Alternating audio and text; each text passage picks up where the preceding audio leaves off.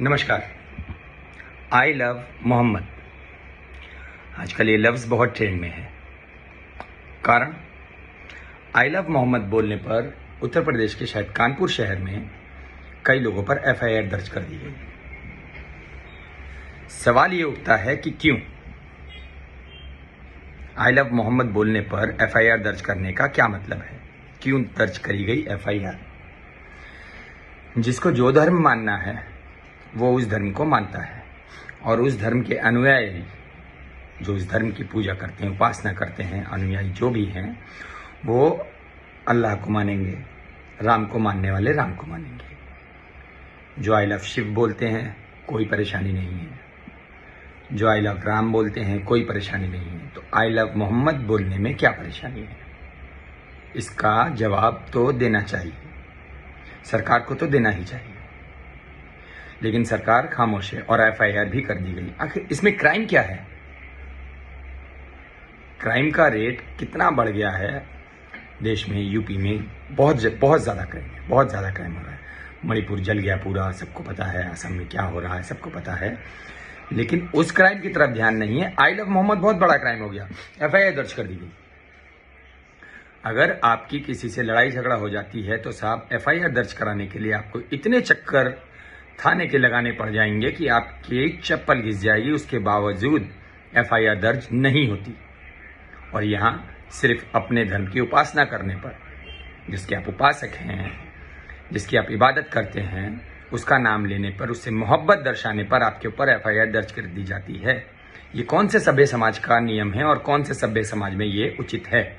जरा इस बात का जवाब दीजिए। जवाब तो आपको देना ही पड़ेगा। पब्लिक आज नहीं कल आपसे पूछेगी, जवाब तो आपको देना ही पड़ेगा। और ये बहुत होता है। जरा आप एक बात पे ध्यान दीजिए, गालिबन पिछले कई सालों से मॉब लिंचिंग की बहुत घटनाएं हुई हैं।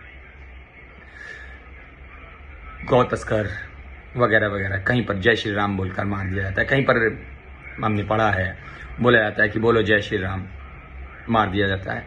कभी आपने ये सुना है कि किसी ने आपको मारा हो कि बोलो आई लव मोहम्मद, उसके ऊपर मॉब लिंचिंग हुई हो कि आपने आई लव मोहम्मद नहीं बोला? कितने संगठन हो गए हैं, कितने ही संगठन हो गए हैं। सब लोगों ने धर्म का ठेका ले लिया है, लेकिन धर्म के ऊपर चलना किसी को भी नहीं है। धर्म जानते ही नहीं है। धर्म का मतलब तो राजनीति हो गया है आज। धर्म से कोई मतलब, देखिए दोस्तों, इन लोगों को धर्म से कोई मतलब नहीं है। ऐसे लोगों को बिल्कुल भी, उन्हें धर्म का डी भी नहीं पता। धर्म किसको बोलते हैं उनको नहीं मालूम है, और वो धर्म का पालन भी करना नहीं चाहते। सिर्फ आपको हमको लड़वा करके, मुद्दों से ध्यान भटका करके। आजकल राहुल गांधी ने उठा रखा है मुद्दा, वोट चोरी हुई, बेंगलोर में हुई, कहीं हुई, उन्होंने कुछ प्रूफ भी दिए। उस पर तो बोलना किसी को नहीं है, नहीं बोलना ही नहीं है। आप एक बार जवाब दीजिए उस बात का भी, तो उस बात का जवाब नहीं देना है। इतना बड़ा, इतना गंभीर मुद्दा है, आप एफआईआर कर दो राहुल गांधी पे। अगर गलत बोल रहा है तो चुनाव आयोग एफआईआर करवा दे, अरेस्ट करवा दो। वो तो आपसे नहीं हो रहा है। रीजन शायद कहीं ना कहीं गलत ना हो, वोट चोरी हुई हो, लेकिन आप जांच पड़ताल भी नहीं कर रहे, तशवीश भी नहीं कर रहे हैं। उसकी जांच पड़ताल कीजिए।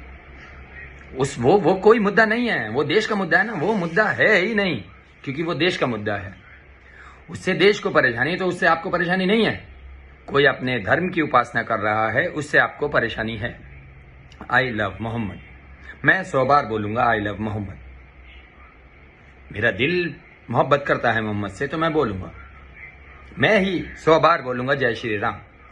मेरा दिल मोहब्बत करता है राम से, तो मैं बोलूंगा शिव जी की जय।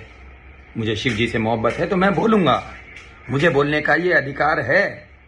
इस पूरे संसार में किसी को भी यह अधिकार नहीं है कि जिसकी कोई व्यक्ति उपासना करता हो उससे मोहब्बत दर्शाने से उसे रोक दिया जाए। नहीं, कोई अधिकार ही नहीं बनता। हमने भगवान को नहीं बनाया, भगवान ने हमें बनाया है। जिस धर्म की हम उपासना करना चाहते हैं हम उस धर्म की उपासना करेंगे, और आप रोकने वाले कोई नहीं होते। उन विचारों पर आपने इलीगल तरीके से एफआईआर दर्ज कर दी। आपने क्या दर्शाया उसमें? एफआईआर में क्या, कोर्ट में क्या कहेंगे आप अरेस्ट कीजिए, उन्हें अरेस्ट करके जज के सामने ले जाकर के कोर्ट में क्या कहेंगे? ये आई लव मोहम्मद बोल रहा था, इसलिए हमने इन पे एफआईआर कर दी, बंद कर दीजिए उठा के इनको। हाँ, कौन सी सजा देंगे, किस धारा में सजा देंगे, प्रोविजन किस धारा में सजा देना क्या है उन लोगों को, ये तो बताइए। अगर जज ने आपसे पूछ लिया कि कल को जय श्री राम बोलने पर भी धारा लगाओगे, बंद करोगे, एफआईआर करोगे, तो क्या जवाब दोगे? कोर्ट संज्ञान क्यों नहीं लेती, समझ में नहीं आ रहा। कोर्ट को भी संज्ञान लेना चाहिए, लेकिन कोर्ट के पास भी आजकल सही चीजों पे संज्ञान लेने का समय नहीं है। वाह, क्या देश की हालत और क्या देश की दुर्दशा हो गई है। महंगाई चरम सीमा पर है, खाने को, पहनने को, ओढ़ने को कुछ नहीं है।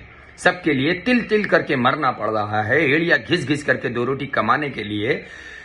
कितनी हाल खराब हो जा रही है गरीब आदमी की, उसकी तरफ ध्यान ही नहीं है, कोई मतलब नहीं है। महंगाई कहीं की कहीं हो गई है, उसका कोई सार नहीं है, किसी को नहीं देखना है। एफआईआर कर दो, आप अपनी उपासना कर रहे हो उस पर भी एफआईआर कर दो, टैक्स लगा दो, टैक्स चाहिए और टैक्स लगा दो। वाह, कितने महान ज्ञानी लोग हो गए हैं हमारे देश में, और उनकी ज्ञान का भंडार की कोई सीमा ही नहीं है। तो भाइयों, थोड़ा समझदार हो जाइए और थोड़ा आंखें खोलिए।